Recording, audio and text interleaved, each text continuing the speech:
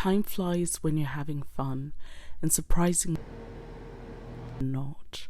For the last few years, I've been dealing with my divorce, and at the start of it all, it felt like I would never get through it, and I would forever be stuck in that terrible phase. But as with most things, I was very wrong. A year on from the last court appearance, it is now all a distant memory. I survived it, and most surprising of all, the time flight past. I am now in a completely different, much happier phase of my life, and it all got me thinking.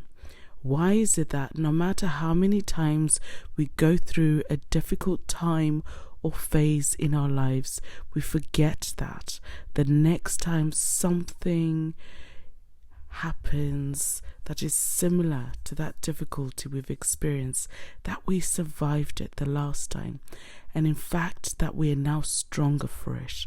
We also forget the amount of time it takes away from us being able to live our lives to the best that we can, because the reality is time moves at the same pace whether you're happy or you're sad, successful or unsuccessful, married or single. Time waits for no one.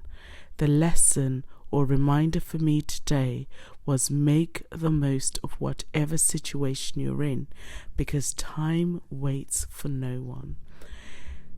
If you are in a bad situation, how can you use your time now to change that situation for a better outcome, either by yourself or with support? If you're in a good situation, how can you capitalize on that so that when things change and they're not good, you can use those resources to support yourself or to get support? We kill time, we save time, we rob and get robbed of time. We lose time and we have all the time in the world, but no one of us is powerful enough to stop the march of time or slow it down.